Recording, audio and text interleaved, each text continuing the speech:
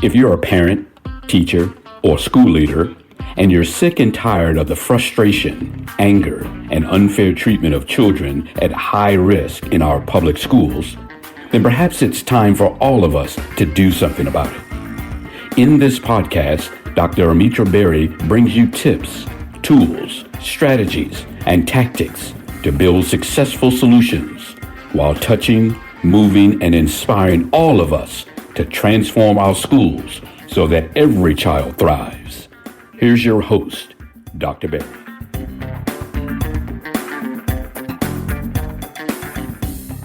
Welcome back, Equity Warriors. Thanks for tuning in to another episode focused on the intersection of education and politics here on the 3E podcast. My guest today is Dr. Paul Miller. He holds an EDD in executive leadership and has spent over 20 years in urban public education, specializing in school redesign, reform, and DEI.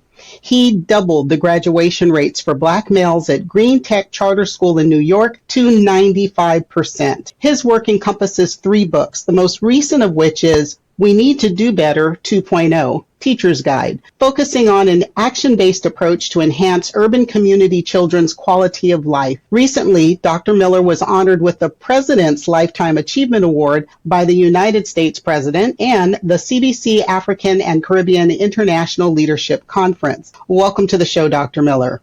Thank you for having me. I appreciate being here, Dr. Berry. All right. It is great to have you.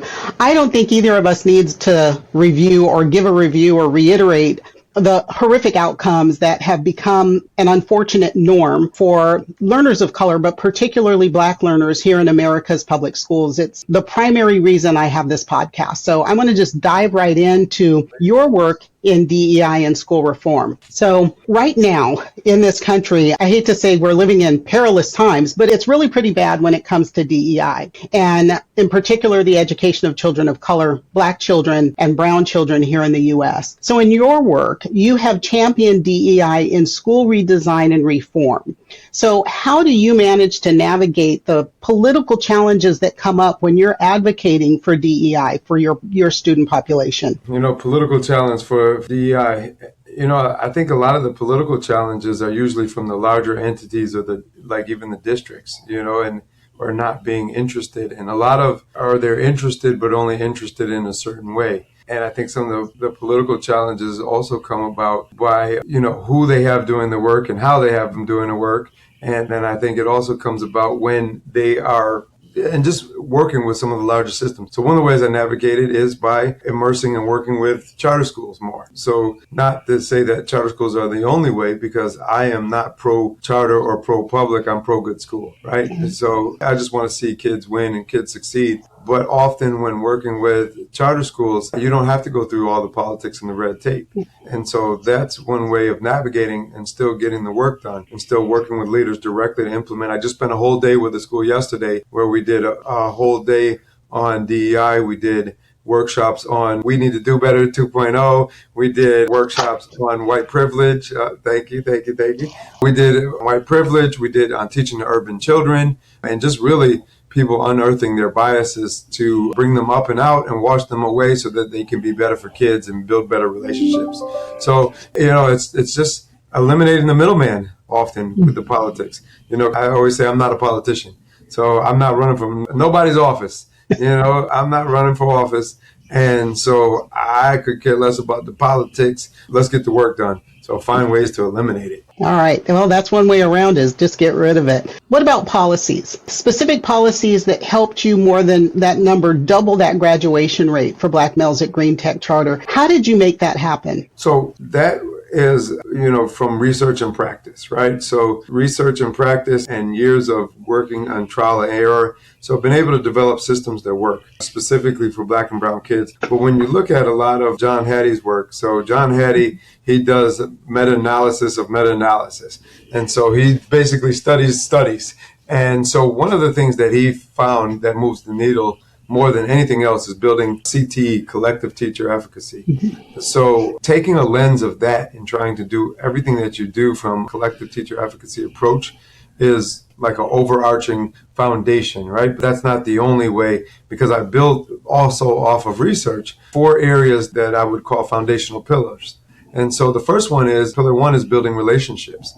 So, and then what I do is I work with schools to build systems and things that are purposeful to build relationships. So whether it's certain advisory programs, it's the way you build culture, the way you implement or integrate DEI and cultural competence and cultural relevancy. It's all about building relationships and building connections, but building relationships between students and staff and community, staff and leadership and students, you name it. Any way you can triangulate building a relationship, that's what we work on, and we build systems that are purposeful so they're built in. Part two is the teaching and learning. So there has to be good teaching and learning. So there has to be systems built with teaching and learning. You have to make sure that teachers all know how to teach, and they know what to teach, and they know when to teach it, and they also know that they become good at delivering it and for student engagement and all the other pieces. So we put pieces in place to make sure that that happens. And the third piece is, how do we use data to inform instructional decisions? So that's, what data do you need to look at, and what data is going to give you the best or the most results? How are you going to look at this, and then how are you going to use it to inform your instructional decisions and make it relevant? And a lot of people talk about it, but they're for a lack of being, my vernacular, being appropriate, but they don't be about it, right? So a lot of people talk about it, but they don't be about it. So, and then the fourth piece is accountability. So how do we hold everybody accountable?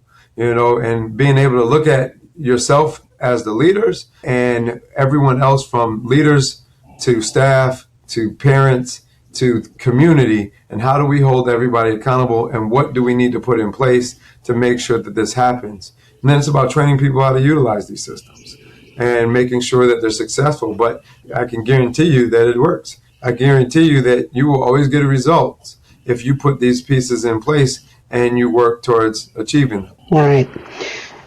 I think the challenge for some leaders and listeners might be that there are things you and I know that always seem to get in the way when we're trying to do good things for kids. And unfortunately, many of those things they sort of fall into that, I hate to call it that political realm, but it's power and it's strength and who has authority and who does not.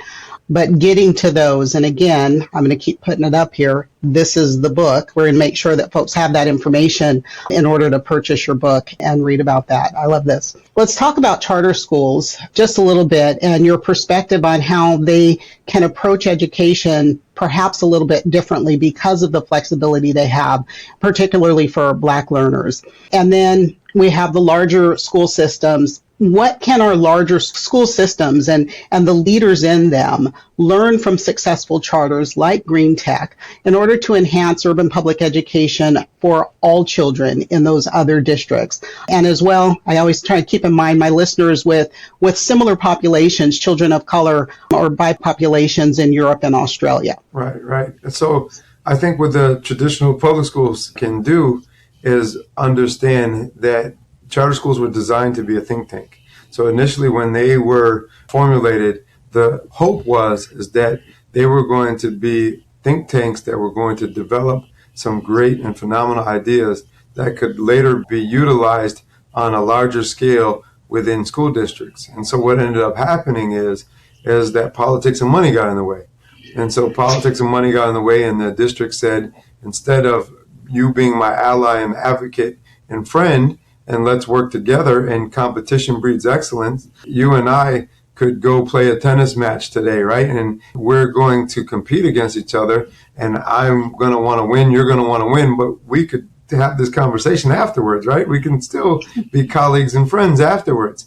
So the traditional public schools, due to often politics and money, and they're taking our students, they're taking our teachers, they're taking our money, rather than it being a choice and an option, have now decided in too many times that they aren't interested in using charter schools as a think tank. Everything about charter schools is negative.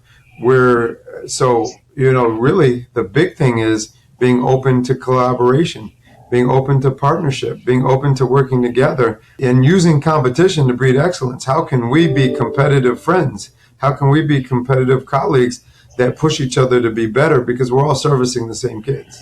Yeah.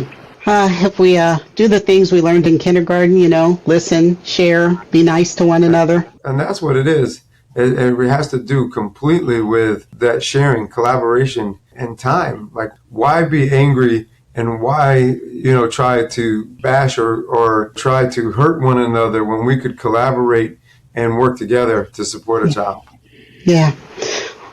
So taking it to a larger picture, let's look at state and federal government. Education is local. And unfortunately, my opinion, sometimes it's so local we don't recognize that our children will not always live in the community that they're in forever. And so we fail to prepare them for that larger world and a global economy that they're going to enter when they get out of school. So what role do you think that federal and state government should play in making sure that all children have academic or educational equity and high quality instruction? Our children, all children, but particularly children of color and those who have various language backgrounds. Right. And I think there's an old saying, Dr. Berry, that is, if you want to figure out what somebody values, follow the checkbook, right? Right. Follow their checkbook or look where the something to that extent, right? If you see where the money's going. And so when I say that is that what the numbers and research show is that traditionally, now most charter schools are public. There's not too many private charters out there, especially in New York State. There are in some states, but most of the ones that are successful and doing what they're supposed to be doing are public, right? And not to say that there aren't private ones that aren't. I believe the accountability of the public system is still there. So I say all this because the majority of kids who are in the public charter schools are Black and brown kids. And they're servicing Black and brown kids who are usually from low income, because the charter schools are erected in low income areas. And where I'm going with all of this is that if they're servicing Black and brown kids, like in the city that I live in Rochester, New York, out of about 30,000 kids, the charter schools are servicing about 9,000 kids, right? Yeah. So we're servicing about 9,000 kids, but there's not equitable funding. So when you say a federal and state level, and so if we're saying that there are schools out there that are public, that are servicing Black and brown kids and of large populations, but the funding is not equitable because the charter schools were built on another thing that is, and whoever made this up is just stupid. But whoever said this, just ignorant, they said, well, charter schools can do more with less. And so that's what happened. So in New York State, charter schools get 2/3 of what the funding that the traditional public schools get. Now, in the city that I live in, due to there being errors with the formula, it's about 55% of what that district gets. So where the district is getting, due to having issues and some other things, based on their $1 billion budget, they are getting about $45,000 a kid. The charter school is getting $14,400 per kid. And no facilities aid, no tax levy, no anything else. And so the money should follow the child, first of all. And 100% of it should follow the child because that child deserves to get the same quality education that their counterparts get. Now, I'm not preaching that charter school is the only answer. There should be funding. And again, federal and also state should always look to increase education because it's the greatest equalizer. It is the most opportunity. That's where everybody who is a politician currently had to go through school. Everybody who's an athlete or who is an entertainer had to go through school. So it is the place where teachers have the ability to affect and touch every individual within this world and in this country at some point in time.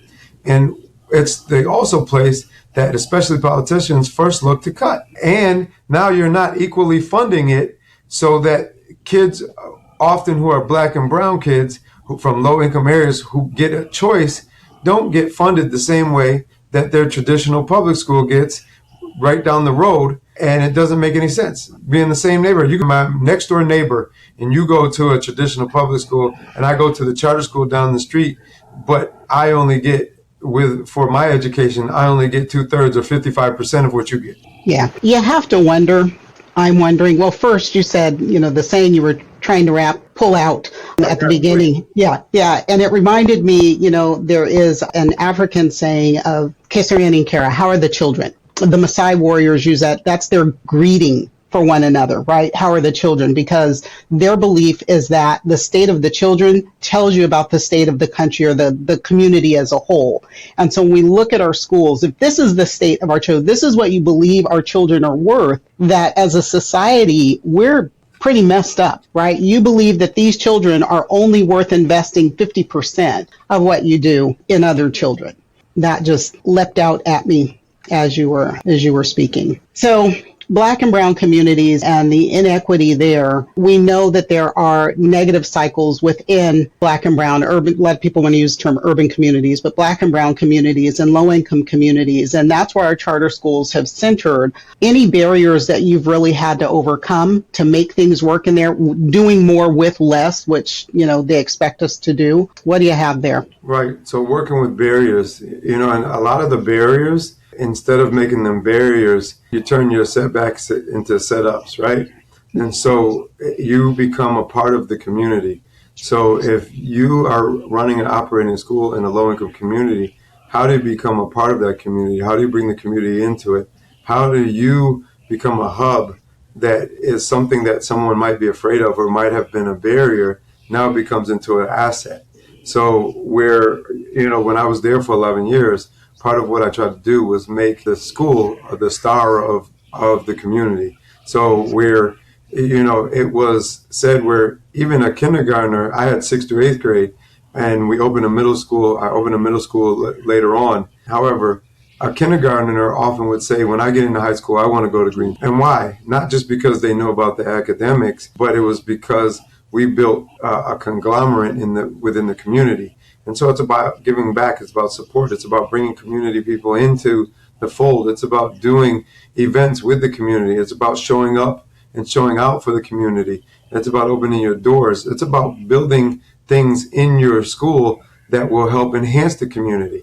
So, for example, like I built a construction tech lab where we also open it up to parents and where they could get certified in construction trades. And they could go off and make $35 an hour if they took advantage of it. We created a barbershop where students were getting their apprentice license. We also had a music production studio. We had a game design lab where they were learning coding, cybersecurity that was happening. Other pieces were happening, and then open it up to community and parents, and also open it up so kids could learn these skills so they could be better community members. We had to do 100 hours of community service to graduate from them. So it's building community in everything that you do, but being a part of the community. We did actually regular events for the community and made the community a part of it. We partnered with businesses. We partnered with Divine Nine organizations. We partnered with, anyone who could, so that, one of my things is that there was no way that if we ever had academic struggles, which we didn't, but we always had academic struggles, but at the end we had great results, right? Which we didn't have poor results. If we ever had poor results, that there was no way that the governing bodies would be able to shut us down because the community would stand up.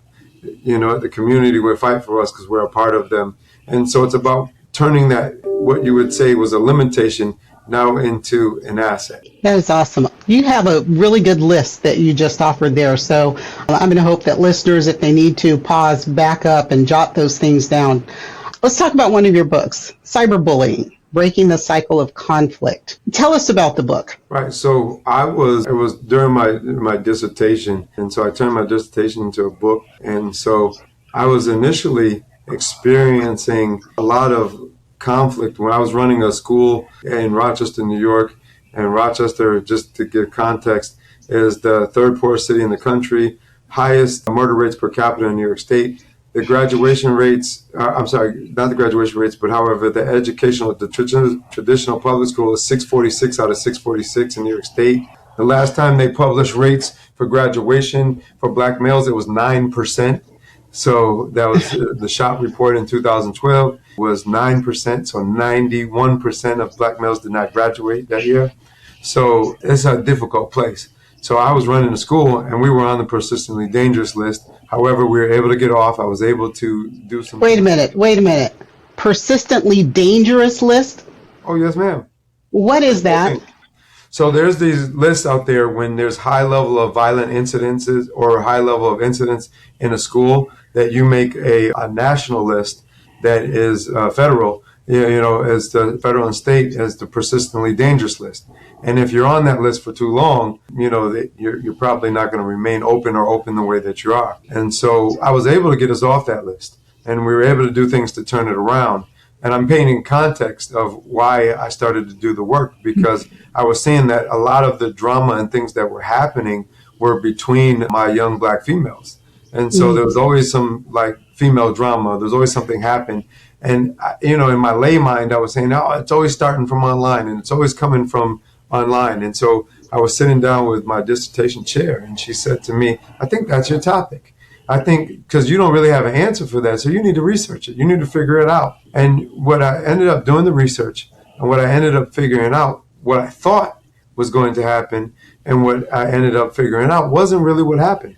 And so it really wasn't. I really thought that the girls, like it was, I don't know what I thought. I was like simpleton with it. It was really like, okay, so we're online, we got beef, and so we're going to bring it in, now let's fight, right? So what I really found out, and so with this, I was one of the first the researchers nationally that have looked at cyberbullying from a Black female's perspective.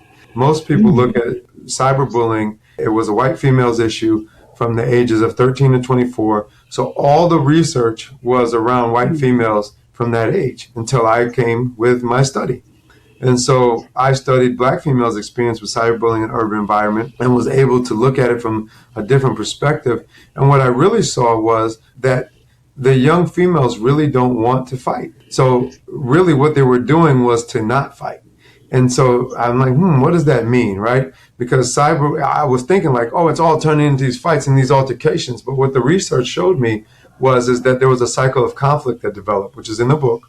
And the cycle of conflict can be used by administrators, by counselors, by schools, colleges, whomever. And it talks about an urban cycle of conflict. And typically what ends up happening is that there is some type of challenge. So, Dr. Berry, I don't like you because you got on yellow today, right? And yellow is not my color. Well, I actually like yellow, so I love purple and gold. But so, because I don't like you have on yellow, right? And so we go back and forth. Now, because we're in an urban environment, there's rules to this. And because there's theories called Code of the Streets by Elijah Anderson, right? And so the whole Code of the Streets is survival of the fittest. And if I let you disrespect me and I lose my respect, I also lose my safety in an urban environment. And so if you come at me and you get the best of me and you're funnier than I am, so now I have to do something else to now one up you because I can't look bad in front of everybody, because if I do, they're always going to pick on me. I'm always going to be bullied, right? So now guess what? You have to see me, Dr. Berry, we got to fight. So now we're going to have to fight. But guess what? I really don't want to fight, Dr. Berry. That's what the girls said. That's what the research says. I don't really want to fight. But guess what? I don't want to be picked on either. I don't want to be bullied. I don't want to lose my safety. And so I'm going to challenge you, and I'm going to challenge you to fight. But guess what? Most of the time, I'm going to make sure it's public, because I want there to be somebody there to break it up before we really go at it. But if we all look like we about to get it in and you think I'm tough, nobody's going to really bother me. So it's all about trying to survive. So for adults, it's how do you intervene? When do you intervene? And how do you become the catalyst that takes some of the pressure off the kids? And where do you insert yourself to be able to help them do things differently and challenge that process differently? And so a lot of it turned out to be, how do I support these young Black women differently to take some of the pressure off of them so that they don't have to fight? Because then when it comes down to it, they will, or they do, because they're put in a situation where it may happen. But that's not really what they wanted. They really wanted a resolution. And then it's also teaching certain conflict resolution skills.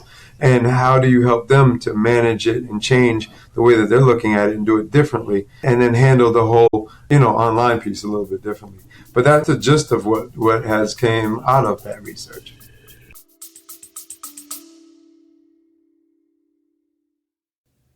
Hey there, Equity Warriors. I want to take a quick moment to share something exciting with you. You know how passionate I am about equity in education, right? Well, I've created a special space, a safe space, where we can dive even deeper into these crucial topics. It's our Patreon channel, and I'd love for you to join me there. Here's why it's so awesome. As a Patreon subscriber, you'll get access to exclusive content that I will not share anywhere else. I'm talking additional insights, workshops like you would get in regular professional learning sessions, resources that can really amplify your impact in education. But it's more than just extra content. By subscribing, you are directly supporting our mission. You're helping to create more valuable discussions and resources that you've come to love. You're part of the change we're making in educational systems. And let me tell you, our Patreon community, it is something special. It's a place where passionate educators and advocates can come together, share ideas, and drive real change. So if you're ready to take your commitment to educational equity to the next level, I'd be thrilled to have you join me. Just head over to patreon.com/3E podcast. That's patreon.com/3E podcast. Remember, your support means the world to me, and it helps me continue this important work. Together, we can create the educational system all our students deserve. Thanks for considering, and now let's get back to the episode.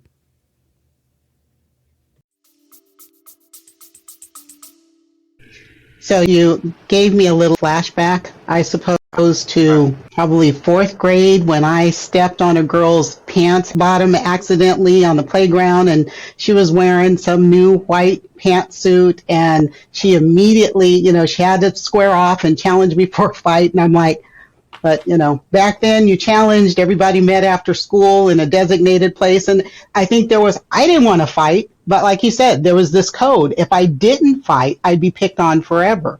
Yeah, I don't think much has changed in the number of years since I've been in elementary and middle school. I think still the same. That is, and I really think maybe you need a 2.0 on that one, and it's for adults who cyberbully still. Yeah. Yeah. There's a lot of that. There's a lot of this, right? There's a lot of the cyberbullying online, and adults have became, because what happens is that people can formulate whatever identity they want behind the screen. And so I feel safe to be who I think I want to be, or say whatever is going to get me likes or get me looked at. And so I can do things that I won't do in person. And so that's what's happening is you're pretending. You're being somebody that you're not often when you're acting that way behind the screen. Yeah. So bullying, though, cyberbullying, bullying in person, all of that. Do you think there are enough resources? Is it a priority, or is there more that should be happening in schools right now? I think a good school always makes school safety a priority. And so the first thing that I learned when I became an administrator within schools was that before learning can take place, the school has to be safe, right? And so if bullying is happening, which I'm sure it is, it happens in every school in America, that it is the administration's job, school leadership's job, to make sure that the environment is safe. And so that means having policies and procedures for when it happens. It means also how you're dealing with it, how you deal with conflict management, how you deal with conflict resolution, how you are able to build processes and systems to make it normal to ask for help and support, and make it okay, and make it safe for people. So do I think that that's happening? I don't think a lot of schools handle it well. I think there's some who do, and I think there's some who write a good policy, but a lot who aren't doing the work that needs to happen. And I think that's why a lot of schools are failing, because there's a lot of that happen everywhere. You write it, you say it, but you're not doing it. Or you don't know what to do, but won't ask for help. Education is crazy, because I find so many people are not willing to ask for help or say they don't know, or what I'm doing isn't working, because they're scared to lose their jobs, or they're scared to tell somebody, like, no, I need a mentor. I need help. Like, I need support, because you know what you know. Like, when I first got to where I was at, I had got a mentor. And that mentor helped me tremendously, because I knew what I knew, and I brought a decent skill set in, but I wouldn't have been able to grow the way that I did without being willing to say, hey, I need help and support. Yeah, and that's something that my opinion, that I think that we as people of color, as Black people, because we have for so long been pitted against one another, instead of reaching back and saying, hey, I've already been through this, let me help you. That is something. And so that sort of ties into your second book that I want to talk about for a second. We need to do better. We do need to do better as a people, but your book, We Need to Do Better, is about changing the mindset of children through family, community, and education. So when I talk politics on the show, I remind folks that their school boards, those boards of education, Those are political entities. They are governed, they are elected officials. They are the ones who create policy. And so when we talk about policy creation, that's who we should be looking to. So as you think about, family, community, and education, how can those political leaders, your school board trustees, create policies that support collaboration between family, community, and education? Because we have to have all three of those working together to uplift marginalized communities. What should they be looking at and doing? That's a loaded question. I know. I'm going to start with saying, so I do a couple podcasts as well. So one is From the Gutter to Greatness. The other one is Moving the Needle. And it's a show that's on one of the radio stations in New York here, WDKX. And so our whole episode yesterday was about school boards. And so we brought a school board member in from the traditional RCSD public school district. Now, he is not the most popular person on this board, because he is the one who speaks up and tries to advocate and fight against some of their quid pro quo deals, some of their behind the scenes shenanigans and foolishness. And he wants change. But I live in a city where people don't really want change. They like to be status quo and like to be complacent. And I say all that is because, we could talk about what they need to implement and what policies, procedures, and those things. But we need to first maybe talk about how their people are getting even elected. All right. And so these elected officials are getting put in usually as popularity contests.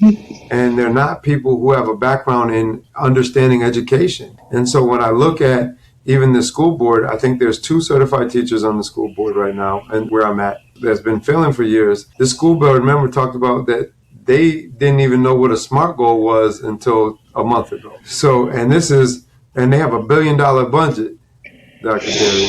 So he also talked about it's so crazy to me that there's these people. And so they, instead of governing, so a board's job is supposed to be to govern, basically govern and manage that whoever is in charge is doing the things they say they're going to do, and that they're doing it effectively and efficiently, and that they're doing it to fidelity. And if they're not, then how do we address it? How do we help? How do we support? How do we remove, right? That's what I think a board's job is. However, the boards in too many situations are operating, and they're not qualified to operate. So we got people who aren't qualified to operate putting in policies and procedures that they don't even know what it means. He shared with me yesterday that until recently, the board member who's been on the board for 10 years didn't know what an IEP was. I'm sorry. Yes, I'm telling you. So you are governing for a district that has $1 billion budget, and at its heyday had 35 to almost 40,000 kids. You don't know what an IEP is? Now, I might understand that if it's your first year on the board, but 10 years? And that's what I mean. And so, we could talk about implementing it, but the communities out here have to do a better job of educating and voting. And then if you're going to be a board member, there was even somebody recently running for a board member, and they were running on the platform of they want to do mental health, which is cool. But what about student outcomes?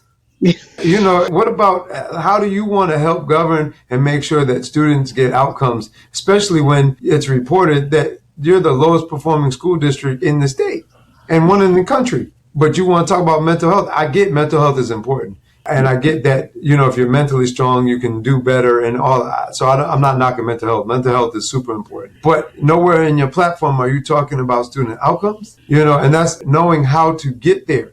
So the first thing is our board people have to be educated. And then if they're not, they need to be trained on what student outcomes look like and how do you help govern. And then when your leadership isn't producing, how do you help support them, or how do you help find someone else that will? Yeah. A few episodes, I want to say it's probably 5 or 6 back from you, this episode, I had a guest, Deborah Keys Wright, who does governance training with school boards. And so people who want to know more about that ought to look back to, I want to say it's episode 58, and check out that conversation with Deborah. I think I said it before, the first time we met, we could talk for hours, and that's a little dangerous. So my one last question for you is, I paraphrase Dr. Angela Davis, who said, I am no longer accepting the things I cannot change. I am changing the things I cannot accept. So I want you to give our listeners the one thing you cannot accept, and then what they can do to help support that change. I can't accept failure. I can't accept kids dying in failure because they're not educated. What can you do differently? I mean, even if just out of this conversation, if you voted differently, if you, with an educated lens, if you chose to participate in the vote where you might have sat home and did nothing, or you're voting for your cousin because he's running for school board, but your cousin don't know anything about schools, changing some of that. Also, be willing to, again, fight against the systems and stop going with what's convenient and what's easy, and be willing to accept change, especially when change is about growth and change is about, development. Change can be positive. Change doesn't have to be negative. It just means that something's not going as planned and something different needs to happen to get the desired outcomes, and trying to make sure that people understand that that's okay. It's okay to get involved. It's okay to do that. And then for our school people, get help, get support. If you've been doing the same thing over and over again and you're not getting results, that's the definition of insanity. Do something different. Get help. Get support. Be okay with saying, I don't know. And you know what? It doesn't make you look bad. It doesn't make you weak. It just makes you, when it makes you someone who really cares. Yeah. And a lifetime learner, because you're willing to say, I don't know. Somebody help. Teach me so I can do better. Thank you. My guest today has been Dr. Paul Miller. I'm going to make sure his contact information is down in the notes, along with information about the 3 books he's written. Dr. Miller, thank you for joining me. It has been insightful, thought-provoking. Equity Warriors, if you want to do something about student outcomes, if you want to make your schools better, I say it every episode, get involved, stay involved. Vote like your life depended on it, because our children's lives do. Vote in your local elections, school board, mayor, city council. Go to a school board meeting. Again, they are almost always entertaining and very informative. And then advocate through whatever channels you can. If it's social media, follow me across my channels, post, repost, like, share, all those things we learned to do in kindergarten. Follow Dr. Miller. His contact information is down there as well. And then continue to join me every week. Connect with me on social using the links in the notes. Send your questions, topics, and requests to info@askdrberry.com, and I'll answer those questions and bring you more experts to help address those topics. Don't worry about the things you cannot change. Change the things you can no longer accept. And I'll see you next time. That's it for today's episode of the 3E Podcast. Head over to iTunes and subscribe to the show. One lucky listener every single week that posts a review on iTunes will win a chance in a grand prize drawing to win a $25,000 value private VIP day with Dr. Berry herself. Be sure to head over to 3epodcast.com and pick up a free copy of Dr. Berry's gift. Then join us on the next episode.